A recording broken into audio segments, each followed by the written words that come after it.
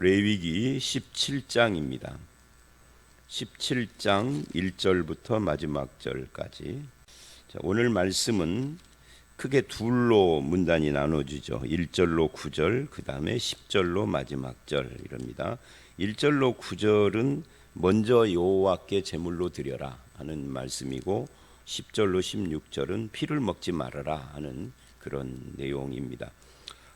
이 오늘 말씀인 17장부터 26장까지, 레위기가 27장으로 돼 있는데 27장은 이제 결론이라기보다는 거기는 부록 같은 그런 말씀이고요. 이 17장부터 26장까지가 레위기의 2부에 속해요. 16장을 독립으로 친다라고 하면은 3부가 되겠죠. 1장부터 15장, 그 다음에 16장, 그리고 17장 이하 이렇게 나눠지는데, 여기는 11장부터 15장이 정결에 대한 이야기를 했는데, 여기는 거룩한 삶, 이 백성들의 거룩한 삶을 이야기를 합니다. 그래서 레위기는 전체가 정결을 가운데다 놓고, 이 정결이 정상적인 상태이고 이게 기본적인 것입니다. 그리고 부정과 거룩을 양쪽으로 배치를 한 거죠. 그래서 비정상적인 상태, 그게 부정입니다. 그리고 거룩은 하나님께 드려지는 삶, 이게 이제 성도의 삶이죠. 그러니까 성도의 삶은 기본을 정결, 정상적인 상태에 놓고 하나님께 드려지는, 또 하나님께 헌신된 그런 삶을 살아야 한다 하는 것을 말을 하는데, 이거를 말하게 되는 것이 16장의 대속죄일을 기점으로 한다라는 것이 중요하죠. 이 대속죄일이 예수 그리스도의 십자가하고 관계가 되지 않습니까? 그래서 예수 그리스도의 십자가를 믿고 속죄함을 받고 구원받은 하나님의 백성들은 무엇을 향하여 살아야 되느냐 할 때 그게 거룩이다라는 것을 말하고 있습니다. 근데 이제 우리들이 오해하는 것이 그거예요. 거룩이라고 하면 뭔가 좀 경직되고 빳빳하고 또는 정숙하고 뭐 이런 것들을 거룩이라고 생각을 합니다. 무거운 분위기. 근데 그런 건 아니에요. 거룩이라는 것은 그런 것이 아니라 속죄받은 성도들이 하나님의 뜻을 따라 사는 것을 거룩이라고 하죠. 하나님께 드려졌다. 이 거룩이 구별이라는 거거든요. 뭘 구별하느냐 할 때 하나님께 드려지는 것이 구별이라, 이렇게 말을 할 수가 있습니다. 그래서 오늘은 이제 그 백성들의 거룩한 삶을 이야기하는 첫 출발로 이 말씀이 있어요. 본격적으로 거룩 이야기는 18장서부터 시작을 하죠. 17장은 16장 이후 이제 백성들에게 어떤 그 특별한 이야기를 하고 있다, 이렇게 말을 하면은 될 것입니다.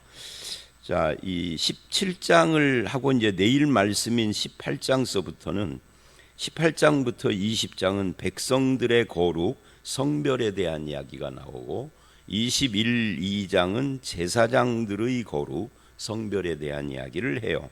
그리고 23장부터 25장은 절기, 이 시간의 성별에 대한 이야기를 합니다. 그리고 26장의 축복과 저주 이야기를 함으로 이제 레위기의 전체적인 이야기가 마무리가 되지요. 그리고 27장에는 서원에 대한 이야기를 부록처럼 이야기를 합니다. 그래서 이제 오늘 말씀 이후에 이 레위기는 여러 가지 윤리적인 이야기, 사회적인 문제, 이런 것들을 다뤄요. 그리고 항상 후렴처럼 반복해서 나오는 것 중에 하나가, 오늘 말씀에는 이제 그게 안 나오지만 18장서부터는 내가 거룩하니 너희도 거룩하라 하는 말씀이 후렴처럼 계속 반복이 됩니다. 이제 오늘 이 본문 말씀, 이제 거룩한 백성의 삶 이야기를 하면서 음식 이야기를 먼저 합니다. 그런데 이 음식, 이 먹는 이야기인데요, 1절로 9절입니다. 이 먹는 이야기를 하고 10절 이하의 피 이야기도 먹는 이야기, 그러니까 음식 이야기인데, 먼저 1절로 9절을 보면 이스라엘은 소나 양이나 염소를 잡을 때 뭐 하려고 잡죠? 앞에서는 하나님께 제물, 제사 드리려고 잡는 거예요. 근데 여기서는 하나님께 제사 드리려고 잡는 것이 아니라 음식으로 그들이 먹으려고 잡는 그런 경우이고, 그런데 이게 음식으로만 잡는 것이 아니라 하나님께 바치는 제물로 먼저 잡아야 하는 것을 3, 4절이 먼저 이야기를 합니다.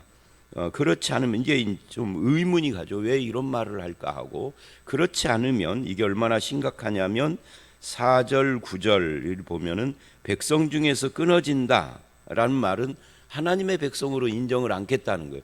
아니 뭐 도살, 소, 양, 염소 같은 것을 도살하는 거고, 하나님의 백성에서 끊어진다, 백성으로 인정된다, 이게 무슨 상관이 있을까요? 백성에서 끊어진다는 것은 구원 못 받는다는 거고 같은 건데, 그래서 여기서 이제 우리가 이런 질문을 해야 합니다. 먼저라는 말, 먼저 4절을 보면 먼저 회만문으로 끌고 가서 여호와의 성막 앞에서 예물을 드려야 된다. 그러지 않으면 피 흘린 자, 10절 이하에 나오는 이 피 문제죠를 피 흘린 자로 여기고, 즉 살인자로 여긴다 그런 말이죠. 그가 피를 흘렸은즉 백성 중에서 끊어지고. 그래서 먼저라는 말을 해요. 먼저라는 말은 하나님 앞에서 성막에서 예물을 드리고, 그 먼저는 다음이 있잖아요. 그 다음, 이거는 이제 자기들이 음식으로 먹을 수 있는 거죠. 근데 왜 이렇게 해야 하느냐 하는 거죠. 그것이 이제 4절로 6절까지가 하나님 앞에 먼저 드려야 될 것을 이야기를 하는데, 하나님이 먼저다, 뭐를 하든지 그런 의미도 여기에 있겠죠. 모든 일에 하나님을 앞에 두고 하나님을 의지하고 하나님을 사랑하고 신앙의 눈으로 내 삶의 모든 것을, 음식 문제라 할지라도 바라보는 삶, 이것들이 여기에 이제 포함된 이것이 내용입니다. 근데 이것이 안 되면, 즉 하나님을 잊어버리면 세상에 물들어서 세속화되어지고 음식조차도 그것이 하나님이 주신 것이라는 고백을 하지 않으면 하나님과 점점 멀어져요. 그래서 우리가 식사기도를 중요하게 생각하는 것은, 뭐 식사기도 그거 뭐 안 하면 어때 그러지만 안 해도 되죠. 안 한다고 그래서 뭐 지옥 갈 일 없죠. 근데 그것이 습관화되고 나중에는 이 하나님이 주신 것이라는 의식 자체를 안 해버리죠. 그런 거하고 좀 비슷한 그런 내용입니다. 그래서 일상의 삶, 무슨 먹는 문제, 여기에도 거룩이 필요하다 하는 이야기를 지금 하고 있습니다. 그런데 이제 중요한 것은 그거예요. 왜 이걸 그렇게 중요하게 한 장의 반을 할애해서 이 이야기를 하느냐 하는 거예요. 그게 이제 7절로 9절이죠. 그들은 전에 음란하게 섬기던 숫염소에게 다시 제사하지 말 것이니라. 이게 전에라는 말이 애굽을 말하는 겁니다. 이 레위기는 출애굽을 하고 시내산에 있을 때 주신 말씀이라, 저들이 애굽을 나온 지 얼마 안 된 상태에서 주신 말씀이에요. 근데 애굽에 있을 때 애굽의 8대 우상 중에 하나가 숫염소에게 제사하는 거였거든요. 그래서 숫염소를 섬기는 이 애굽의 오래된 우상 숭배의 습관을 가지고 있었던 애굽 노예 출신 이스라엘에게 그들의 생활 속에서 그 오래된 우상의 풍속을 끊어야 된다. 근데 어떻게 끊어야 되느냐 하면은, 이게 일상의 삶 속에서도 하나님 앞에서 이 도살을 하지 않고 각자 알아서 자기 삶이 있는 자리에서 알아서 뭐 산에 가서든 들판에 가서든 이러면 옛날 습관이 나와가지고 거기서 숫염소에게 빌고 한단 말이죠. 그러니까 결국 이 1절로 9절 말씀은 우상 숭배를 금지하기 위하여서 주신 말씀이에요. 이스라엘이 오랜 애굽 생활로 그 삶에 이 우상의 문화, 애굽의 문화의 영향이 있어서 400년 동안 찌들어 있는 것을 어떻게 단 1년 만에 바꿀 수가 있겠어요. 그러니까 이거를 율법으로 주셔서 왜 우리 집 앞에서 잡으면 안 됩니까? 라고 사람들이 항의할 수 있겠지만 그걸 차단하는 거예요. 하나님 앞에서만 잡아야 된다. 만약에 너희가 각자 집에서 잡는다고 하면, 또는 들판 같은 데서 잡는다고 하면은 너는 하나님의 백성이 아니라고 칠 것이다. 구원 못 받는다라고 해버린 거예요. 그러니까 이게 지금 뭔지 잘 모르지만 굉장히 심각한 문제로구나 하고 사람들이 경각심을 얻겠죠. 그러면서 설명을 하는 거예요. 너희가 전에 애굽에 있을 때 음란하게 섬기던 이 숫염소, 염소를 잡으면서, 아마 우리나라 사람들도 그렇지 않습니까? 뭐 차를 사면은 고사 지내는 것처럼 그런 습관이 있는 사람들은 차 바꾸면은 고사 지내야 할 것 같잖아요. 그 믿어? 하고 물으면 안 믿어 그러는데 재미로 하는 거야 이러지만 실은 마음속에는 안 하면은 사고 날 것 같고, 그게 믿는 거지 뭐. 그러니까 소나 양이나 염소를 잡을 때도 똑같은 거예요. 뭐 합장하고 이렇게 고개 한번 숙이고, 아니면은 뭐 무슨 상 차려놓고 뭐를 한다든지, 아니면 술을 따른다든지, 뭐 애굽에서는 어떻게 했는지는 모르지만 그렇게 하는 행위를 하지 못하게 하려고 여호와 앞에서 잡으라는 거죠. 하나님 앞에 와서. 거기 이제 제사장들이 있고 하나님 앞에서까지 뭐 염소에게 절하고 하지 못할 거 아니겠어요. 이제 그런 우상 문화를 차단하기 위해서 하나님 앞에서 잡아야 된다. 그게 음란하게 섬기던 숫염소에게 다시는 제사하지 않도록 하기 위한 하나님의 조치다라는 것을 말하고 있는 겁니다. 그러니까 이스라엘은 먹는 문화 속에 스며든 우상 숭배, 그러면서 그렇게 하는 사람에게, 숫염소에게 절하는 사람에게 내가 잡아 먹으려고 하는데 그 염소에게 절해요. 참 이상한 거예요. 우리나라 사람들이 고사 지낼 때 돼지 머리 놓고 하잖아요. 지가 잡은 건 아니지만 사람이 잡아서 죽인 것이 돼지 아닙니까? 먹으려고. 근데 죽은 머리에다가 돈 끼워놓고 절하는 건 이상한 거예요. 근데 안 믿는 사람은 그게 이상하다라고 못 느끼는 거예요. 습관이 있어가지고. 서양 사람들이 보면 이상하겠죠. 자기들 습관이 아니니까. 근데 우리는 그 이상하게 못 느끼는 거죠. 예수 믿는 사람 빼놓고는. 근데 서양 사람은 서양 사람대로 또 어떤 미신적 습관들이 또 있을 겁니다. 그들에게는. 그 우리가 보면 이상하지만 그 사람들은 이거 우리 조상 대대로 1000년 동안 내려온 문화야. 그런다는 거죠. 그래서 그걸 차단하려고 그러는 거예요. 근데 이게 정말 그렇게 심각한 걸까요? 숫염소에게 제사하는? 예, 심각합니다. 왜냐하면 역대하 11장 15절을 보면 여로보암 왕이 이제 나라를 북왕국과 남왕국으로 쪼개버린 이 못된 놈이죠. 그 여로보암 왕이 그 북왕국으로 독립해서 10지파를 데리고 나갈 때 숫염소와 송아지 신을 만들어서 섬기게 했다라고 하는 기록이 있어요. 근데 그 여로보암 때가 언제입니까? 이 레위기 시대로부터요, 거의 한 600년쯤 지난 뒤야. 500년, 600년 그러면 지금부터 언제입니까? 그게요, 세종대왕 시대, 우리로 말하면.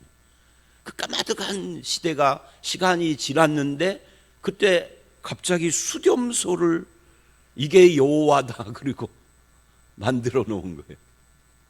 아니, 여호와가 염소야? 그럴까봐 하나님께서 이 말씀을 하신 건데 결국 그런 일을 저질러 버렸죠. 그리고 그 우상 숭배는 이스라엘이 망할 때까지 안 없어집니다. 아수르에게 망할 때까지.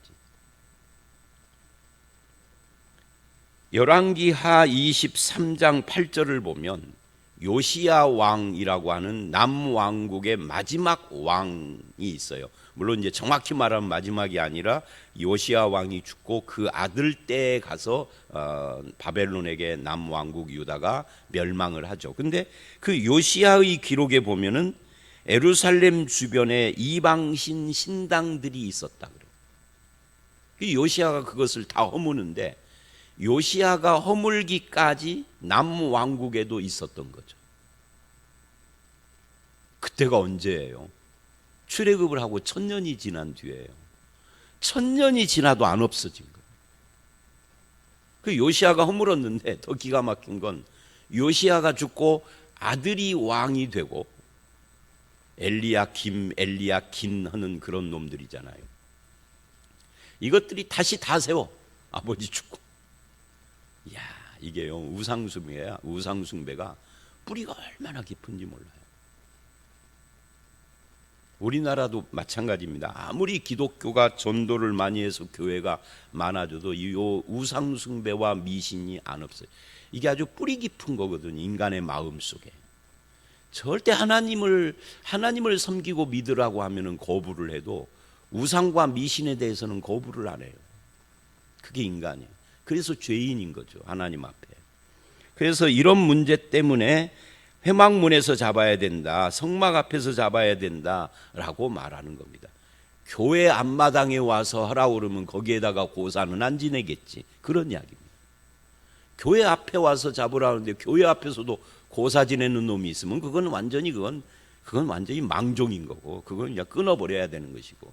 그래서 하나님 앞에서라고 하고 있는 거예요.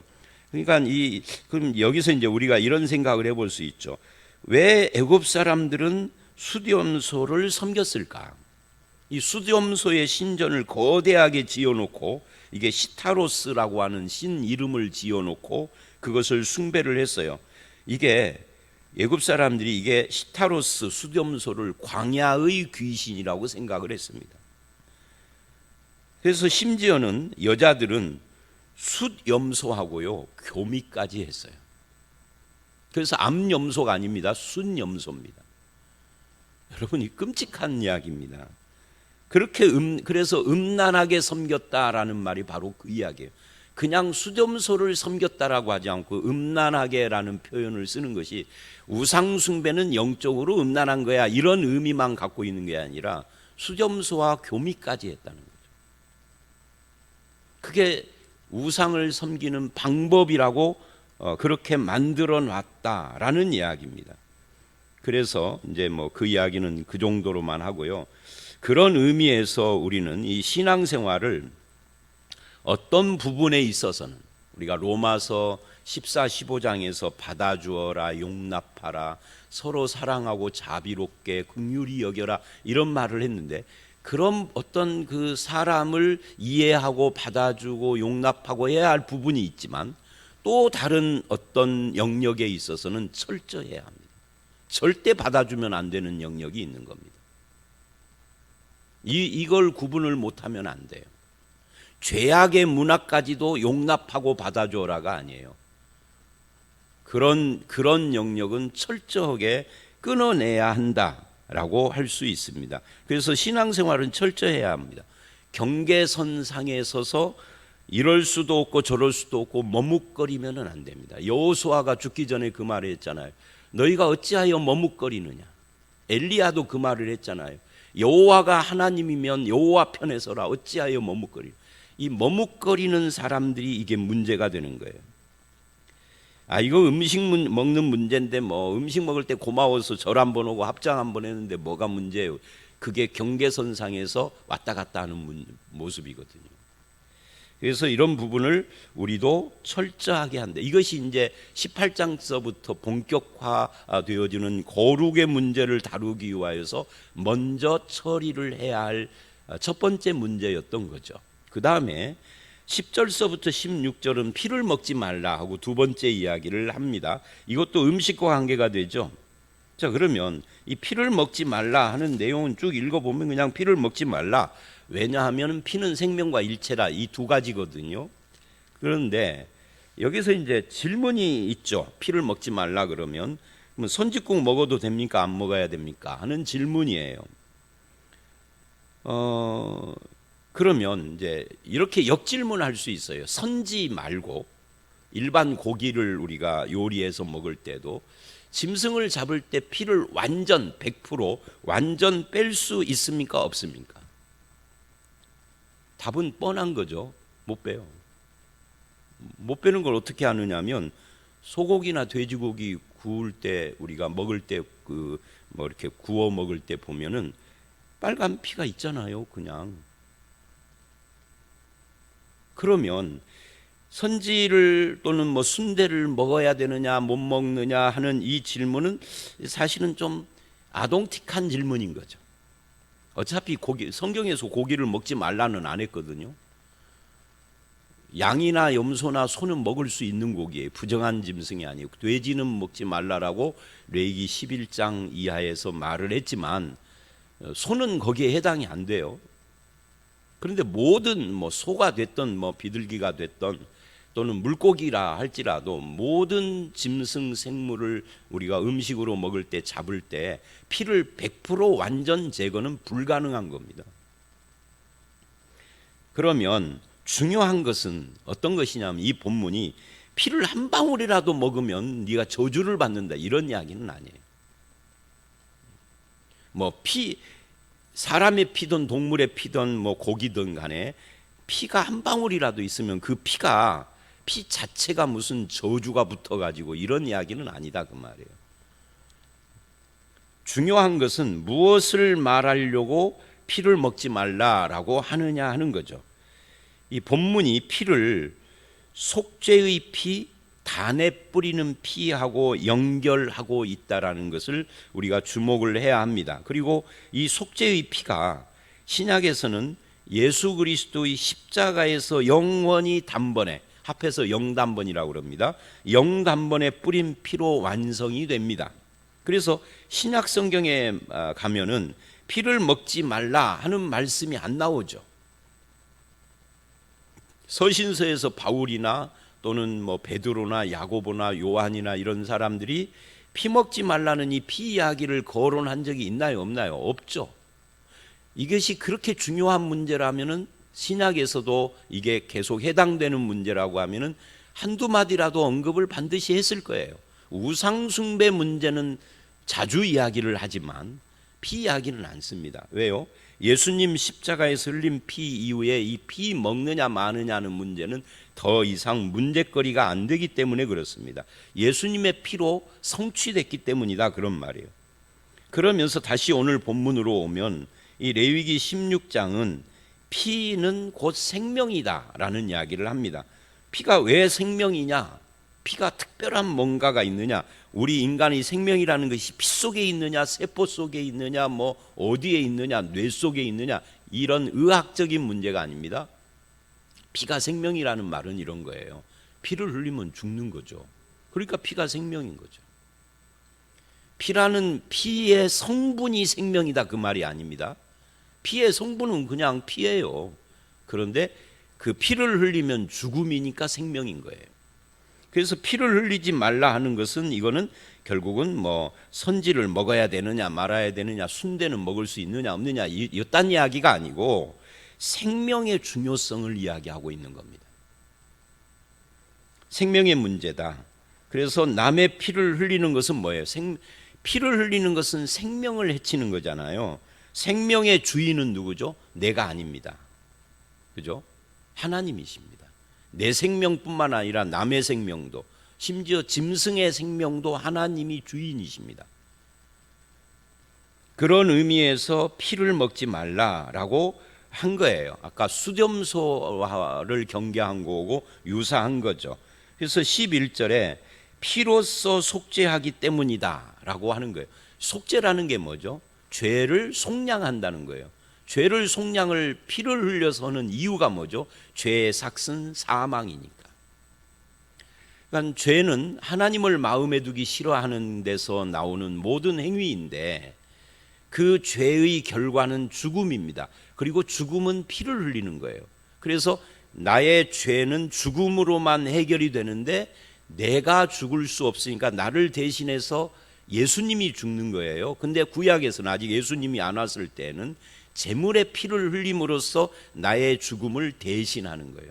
내가 죽었다. 그래서 안수하는 거잖아요. 우리가 레위기 1장부터 7장에서 봤던 것처럼 안수에서 이 제물과 내가 하나다. 그러니까 하나인데 얘가 죽었으니까 내가 죽은 거죠. 그래서 내 죄의 삭시 다 처리가 됐다 하는 거예요. 그래서 피를 흘리는 것이 이게 속죄하고 관계가 되기 때문이다라고 말을 해요.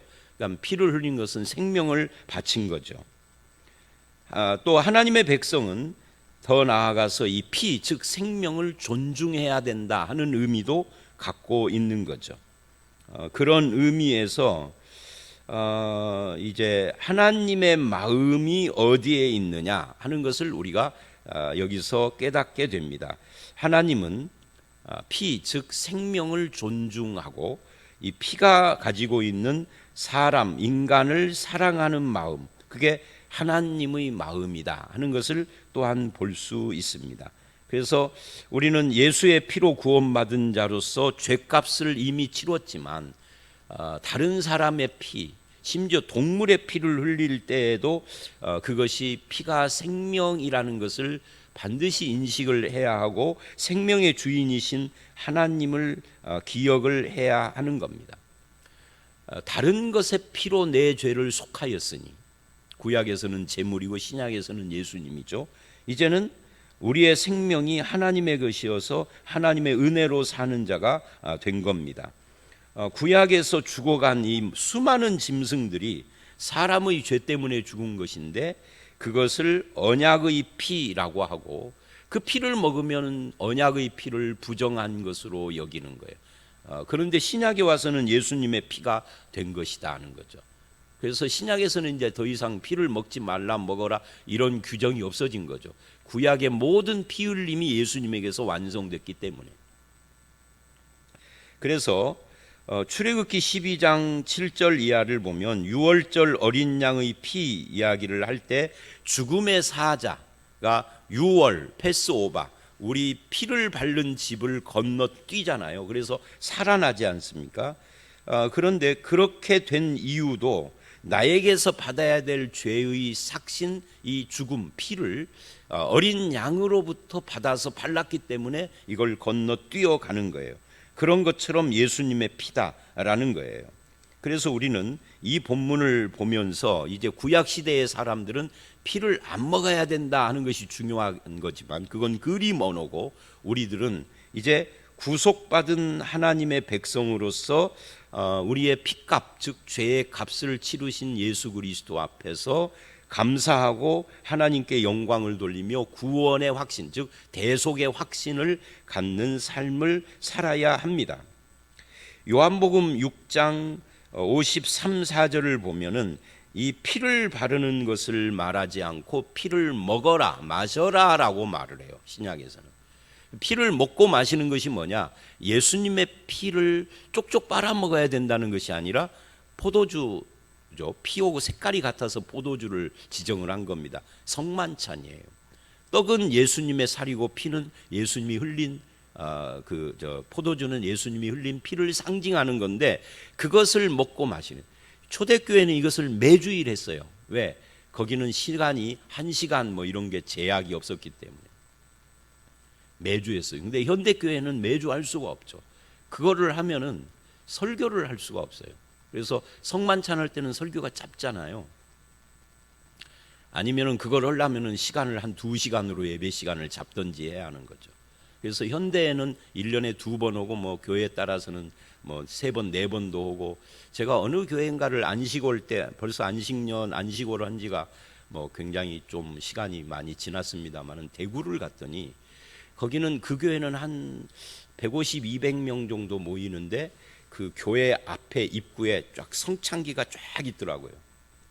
들어가는 성도들이 그걸 다 각자 개인 하나씩 다 들고 들어가더라.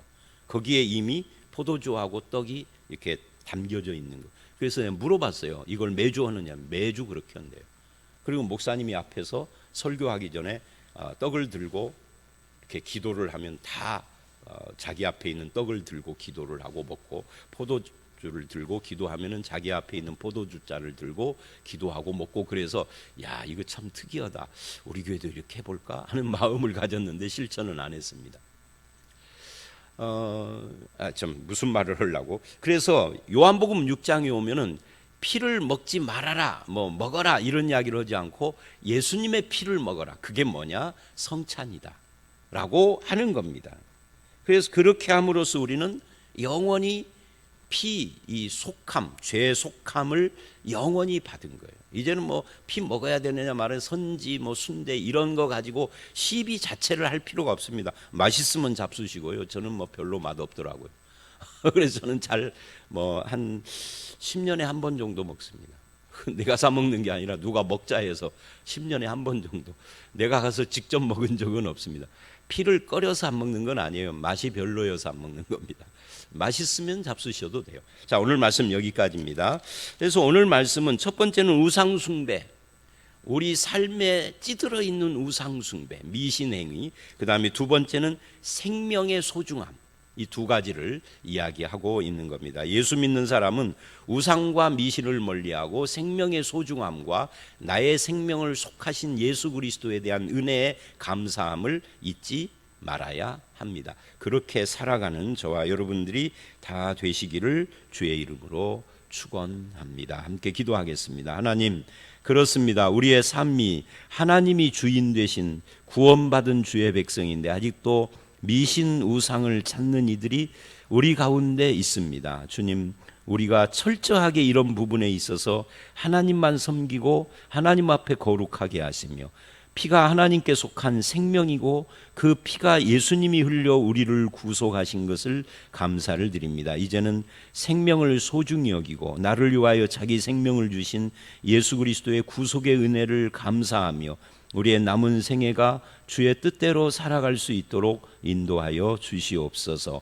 오늘 이 하루도 주님만이 나의 주인이고 주님만이 나의 생명이심을 고백하며 살아가는 하루가 되기를 원하옵고 예수님 이름으로 기도드려 싸움나이다. 아멘.